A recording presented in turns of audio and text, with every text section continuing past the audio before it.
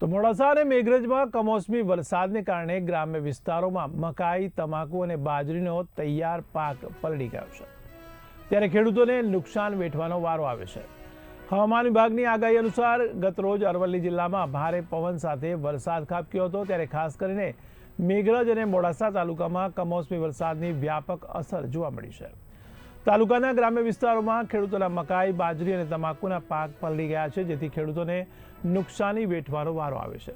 આ વિસ્તારમાં ખેડૂતોએ કરેલ મકાઈનો પાક વાઢીને ખેતરમાં મૂક્યો હતો અને થ્રેસરમાં મકાઈ કાઢવાની જ હતી ત્યાં જ વરસાદ જાણે વિલન બન્યો અને સંપૂર્ણ પાકનો સોથ વળી ગયો, ત્યારે ખેડૂતોની પાક નુકસાનીનો સર્વે કરી વળતર આપવાની માંગ કરવામાં આવી રહી છે। મારું નામ ચંદ્રસિંહ નવલસિંહ છે। હું કુણોલ ગામનો રહેવાસી છું। ગઈકાલે આગાહી પ્રમાણે મેઘરજ તાલુકાની અંદર જે કમોસમી વરસાદ થયો, જેથી અમારા કુણોલ ગામમાં સૌથી વધારે નુકસાન જોવા મળે છે। અમારે જે ગઈકાલે આ મકાઈની કાપણી કરીને તૈયાર લણી લઈને ઊભી કરી હતી, હવે કાઢવાની તૈયારી હતી, જેથી વરસાદ મોટા પ્રમાણમાં નુકસાન જોવા મળ્યું છે। બાજરી, તમાકુ બધામાં લગભગ સૌથી વધારે નુકસાન થયું છે।